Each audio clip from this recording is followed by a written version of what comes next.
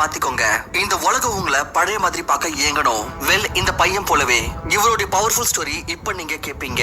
ஒரு பையன் இருந்தான். இவன் மனசார ரொம்பவே தூய்மையா இருந்தான். ஆனா இவர்கிட்ட ஒரு பிரச்சனை இருந்துச்சு. இவர் அவசியத்தை விட அதிகமா முக்கியத்துவம் தருவாரு மத்தவங்களுக்கு. அண்ட் பல தடவை அவரை கிண்டல் பண்ண பிறகும் அவர் அமைதியா இருப்பாரு. இந்த காரணத்தாலேயே மக்கள் இவரை யூஸ் பண்ணவும் ஆரம்பிச்சாங்க. அவர்கிட்ட இருந்து வேலை வாங்கிப்பாங்க.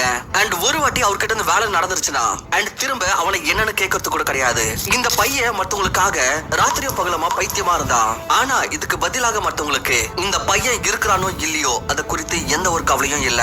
இவன் எப்பவுமே யாருக்குமே நோ இல்லன்னு சொல்ல மாட்டான். யாருன்னா ஒரு வாட்டி அவன் கிட்ட எதனா உதவின்னு கேட்டா போதும் அவன் உயிரே கொடுப்பான் அந்த வேலையை செய்யறதுக்கு. இதே காரணத்தினால அந்த பையன் படிப்புலயும் பின்தள்ளப்பட்டான். பசங்க கூட அதிகமா சேரும்னு நினைச்சான். ஏன்னா தனியா இருக்க கூடாதுன்னு, இன்னும் சந்தோஷமா இருக்கலான்னு. ஆனா இவருடைய நண்பர்கள் இவனை சும்மா பேச்சுக்கு தான் கூப்பிடுவாங்க.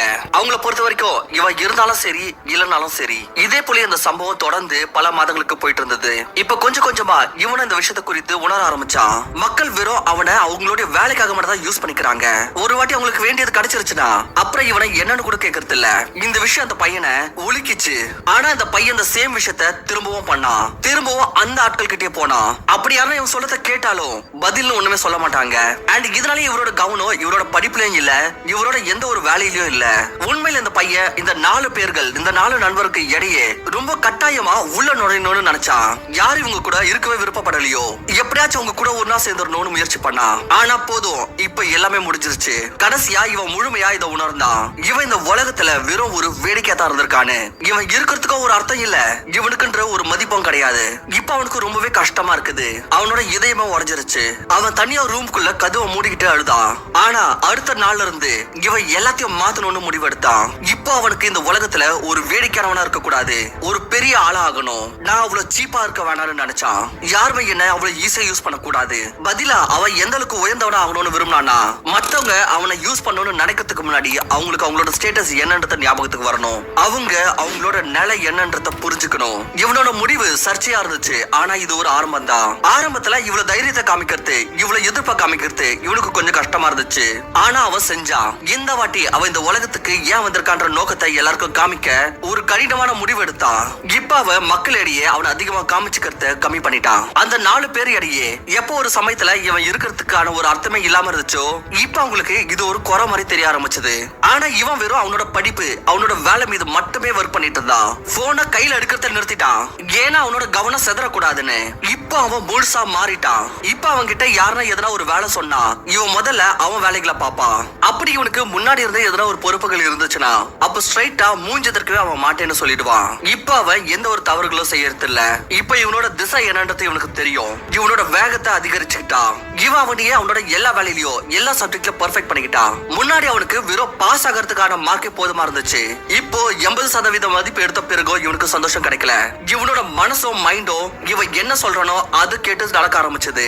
யாருன்னா ஒருத்தர் இவனை ஒரு வாட்டி தவறுன்னு சொல்லிட்டாங்கன்னா திரும்ப இவன் அவங்களுக்கு 10 வாட்டி நான் தவறு இல்லன்றத சாதிச்சு காமிச்சான். இந்த மாதிரி நேரம் கடக்க கடக்க இவன் மக்கள் இடையே ரொம்பவே பிரபலமாக ஆரம்பிச்சான். அந்த பக்கம் அவன் படிப்புல வெற்றி அடைஞ்சான். அண்ட் இந்த பக்கம் அவனோட பர்சனாலிட்டியை மாத்துறதுக்கு முழுமையா உள்ளுக்குள்ள இருந்து கஷ்டப்பட்டான். இந்த பையன் இப்போ வெறும் அவனோட குறிக்கோள் முழுவதும் அவன் கனவுகளுக்கு பின்னாடி மட்டுமே இருக்கு. மக்கள் சொல்ல ஆரம்பிச்சாங்க, எப்படி இந்த பையன் இப்படி மாறினானு, எப்படி இந்த அளவுக்கு முன்னேறி இருக்கானு. இப்ப மக்கள் ஏங்கிட்டு இருந்தாங்க இந்த பையனோட முன்னாடி வாழ்க்கை எப்படி இருந்துச்சோ அந்த பையனை பாக்குறதுக்கு.